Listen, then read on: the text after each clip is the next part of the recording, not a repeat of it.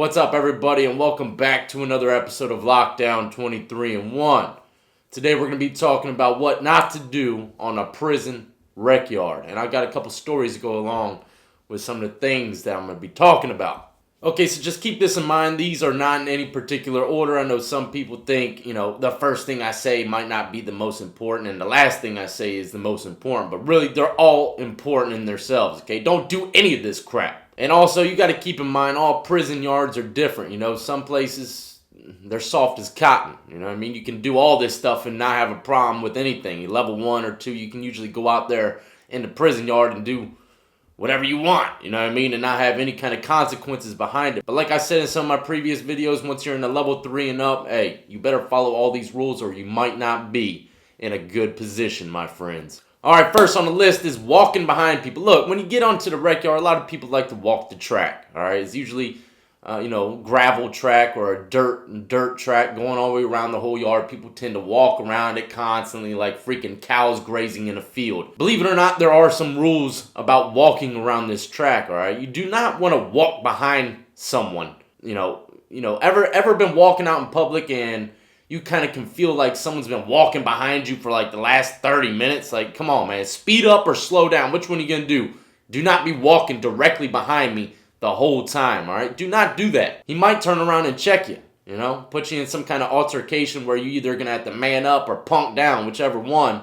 But you don't want to be put into no kind of verbal situation to where something could escalate. So don't be walking behind someone for 30 minutes straight at the exact same pace that he's walking. Rule number 2, and I got a little story to go with this. Do not touch the fence or shake the fence. A lot of high-level prisons, they have sensors on these fences, okay? Because a lot of people like to make or peel apart the fence and make ice picks out of them, all right? So do not be shaking the fence, whatever the case is, even if it's, just something harmless. You don't want that because you're going to see a little truck drive past right to where that sensor's going off, and they're going to try to figure out what the hell's going on. Why is they might think someone's trying to climb the fence over there in the control center. So do not shake the fence.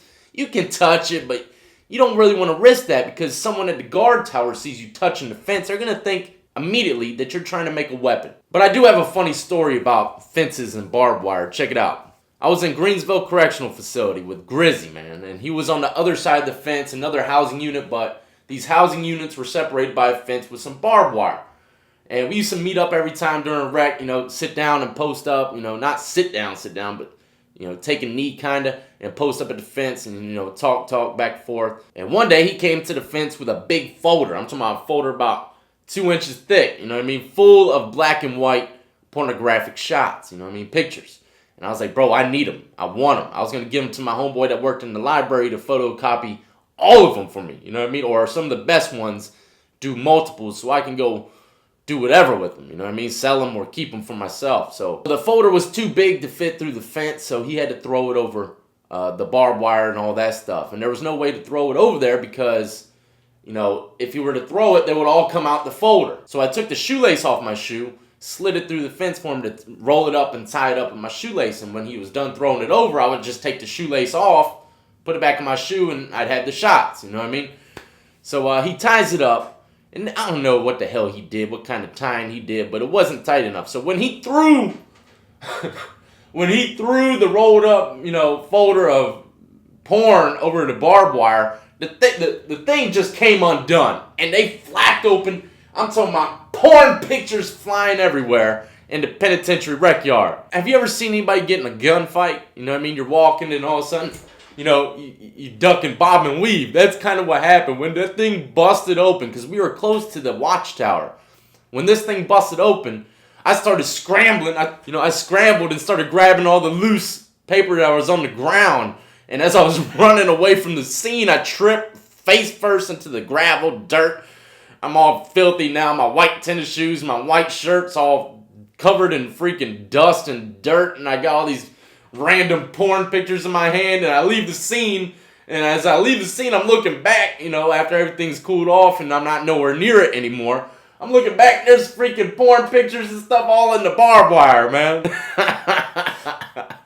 People were looking at me crazy as hell, man. I made the spot hot. Nobody was trying to walk past that little area, man. It was crazy. It was crazy. But no one got in trouble. No one got in trouble. Next day, they were going out the barbed wire, and we went about our business. We didn't hear nothing about it from the correctional officers, you know. But I did have to kick Grizzy some money in order for him not to get into some kind of situations, because those shots weren't his. They were someone else's.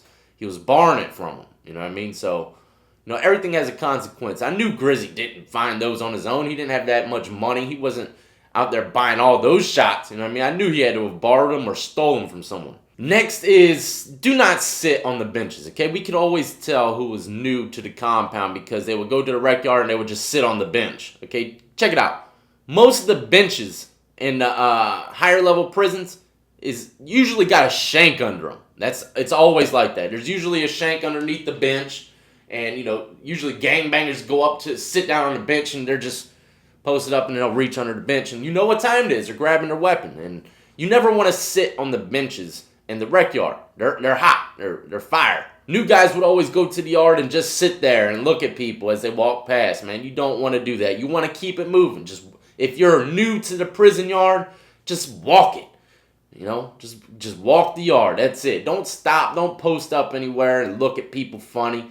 You know, that's not cool. You know what I mean? People are going to know right off the bat that you are green as hell, and it could put a target on your head. You know what I mean? For real. You want to keep it walking, try to blend in with everything that's going on. But like I said, some lower level prisons, you know, you can sit at whatever bench you want. You know, it doesn't matter. But for the most part, in those high levels, they either bury their shanks or they're hiding them under benches or other crazy locations. You know what I mean? Bleachers, it doesn't matter. They're hiding somewhere where they're very accessible to get in case of an emergency. You know what I mean? A lot of people bury them very shallow so that they can run to them and get them out nice and quick. But a lot of other people, they don't bury them at all. You know what I mean? The only time we usually bury our shanks is if, you know, a shakedown's coming. You know, other than that, we're going to keep it somewhere in the open in case we got to get our hands on it quick. My homeboy used to keep a shank everywhere. I'm talking about, he was a shank maker, so he had one everywhere. He had one underneath the stairs in the pod. He had one in the kitchen underneath a certain table. He had one under a bench in the rec yard. You know, anytime anything jumped off in one of the main locations where all the inmates were, hey, homeboy had a weapon at his disposal. Next is, do not be the first one on the weight pile. A lot of prisons have pull-up bars or weight piles or basketball courts. Okay, let's say you're the first on the yard, all right, and you walk over there, especially a white dude, okay? White dude goes over there to the basketball court. No one's there yet. You're the first one of the first guys on the yard.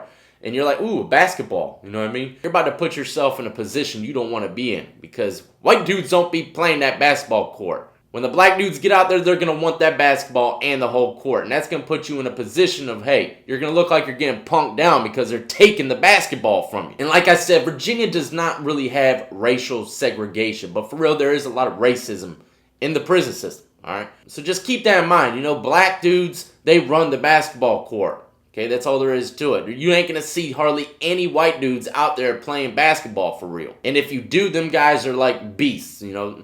They got plenty of respect because they probably showed off their skills playing basketball. You ain't just going to go out there and try to start playing horse with two other white dudes. Horse, it ain't happening, man. It ain't happening. So don't be the first one to a weight pile or, you know, pull-up bar or basketball court until you know for a fact, you get used to what kind of people or inmates are out there in the yard. Because if you do, you're going to be first in line to get punked down, because they're going to want that workout equipment, they're going to want that pull-up bar, and they're going to want that basketball court. You know what I mean? And what are you going to do when someone says, give me that? Are you going to man up, or are you going to walk away? Walking away, you know, can make you look like a punk. And then you won't be in a very good position, my friend. So try to be last to some of those recreational areas, unless you already know how the prison works and what kind of people are in it. Next, do not talk to the COs, man. There's a lot of COs just walking the yard sometimes, you know. They might come up to you and try to start a conversation. I don't care if you're friendly or not. I mean, you can talk to the COs. I've talked to them before, but if you don't know really what's going on in the yard or anything like that, you're new to the compound, man, you do not want to be seen talking to the freaking correctional officers. I mean, I talked to them, but even me, you know, I was good in the block or whatever. I didn't talk to them for long, you know what I mean? I'm not going to sit there and freaking chat it up with them for an hour straight. That's just suspect, man. I understand they're trying to be friendly and might try to strike a conversation with you. But really, man, the correctional officers, especially the fresh ones, man, they don't understand. You know, they're putting a green light on your head when they come and just try to strike up a friendly conversation. I've told COs plenty of times, I said, look, no disrespect, man, but I can't be talking to you for real. And they'll be like, they'll look at me funny, and I'm like, all right, I understand. You know, certain ways you got to handle things. You know, be respectful about it, though. If you ain't going to talk to the correctional officer, you don't want to be on his bad side either. So be respectful about it. Next on the list is digging, man. I've seen a lot of people go out there and they'll try to find rocks or certain kind of shapes of rocks so they can, you know, kind of like some Shawshank stuff and just chisel them down or something. Take them to their cell, do something with them. I don't know what the hell they're doing with these rocks. But I've seen people go out there and try to find stuff in the dirt and they get ran up on by the police because they think they're trying to bury or hide a shank or something. You know what I mean? Do not go out in the prison yard and just start digging for gold. You know what I mean? You don't want to do that. You're going to get the attention of the guy in the watchtower. The watchtower guy is going to radio over to his supervisor. The supervisor might lock down the whole prison yard. And if you get the whole prison yard locked down, people are going to be heated. I mean, I've seen so many fights get started because some idiot tricked up Rec. Just because he wanted to get sassy at the correctional officer before they called Rec, and that correctional officer would go to booth and say, Rec's canceled, just because one inmate screwed up Rec for everybody. Homeboy's about to get stomped out. You never know what kind of moves people are trying to make on that yard that day. You could have tricked up a whole pack. There could be a whole pack sitting on the yard, and you tricked it up because you want to get sassy with the correctional officer or because you were digging in the dirt. You know what I mean?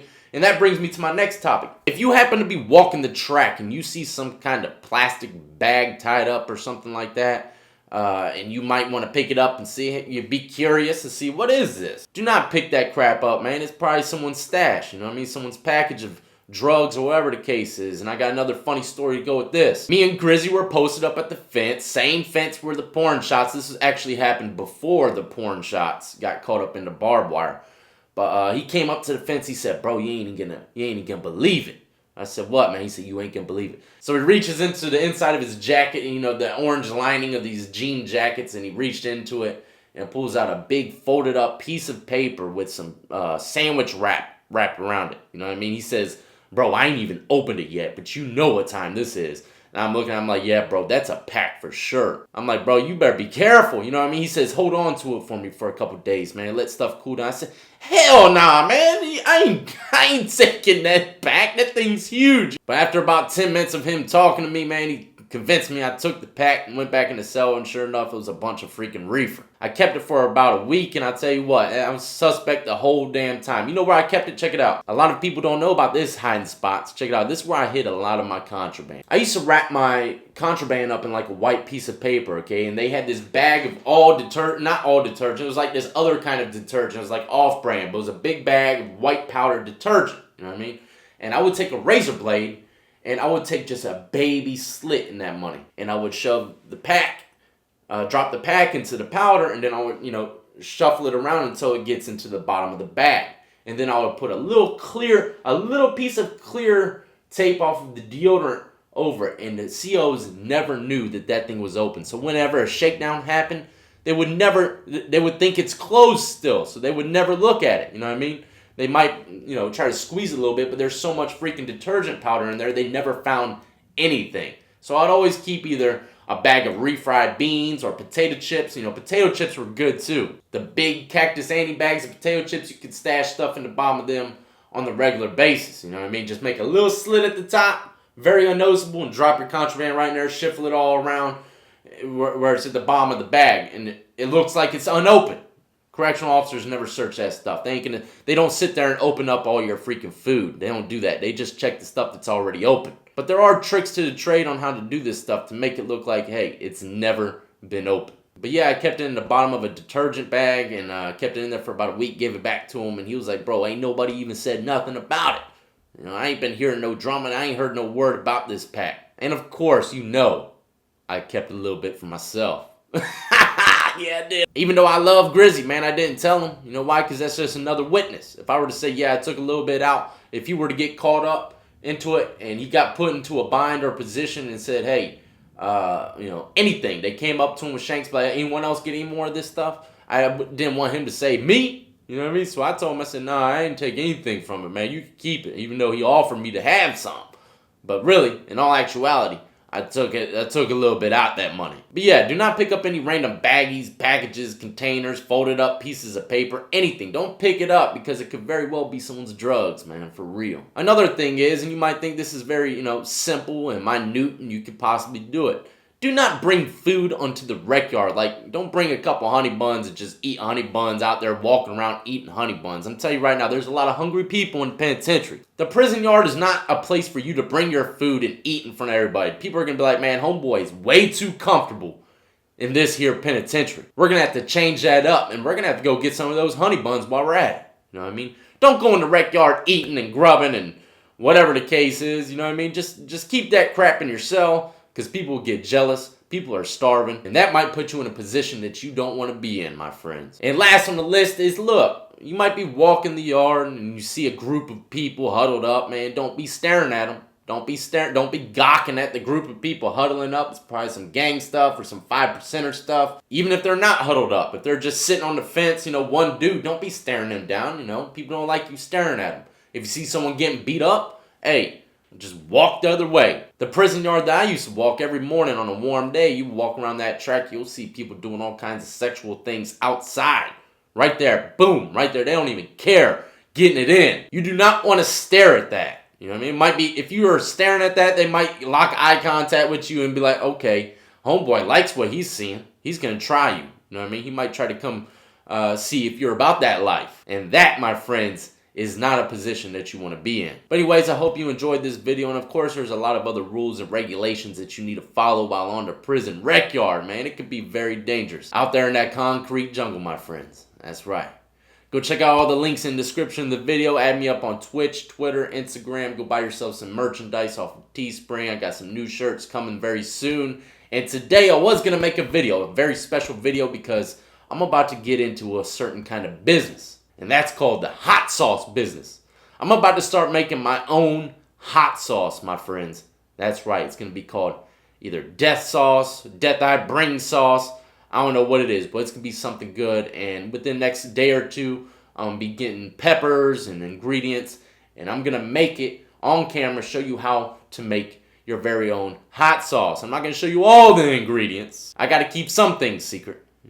But I am going to show you how to make hot sauce from scratch if you want to do it at home.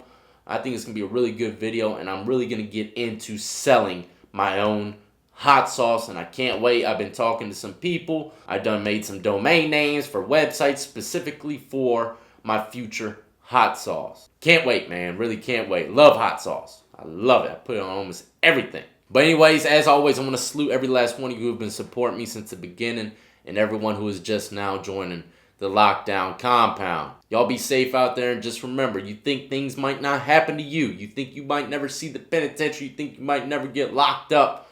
But think again, man. People are getting locked up every single day for things they never thought they'd get locked up for. They probably been driving around with powder or weed in their car for years and years and never got caught. Well, today might be your day to get caught. So think again about riding dirty. Y'all be safe out there.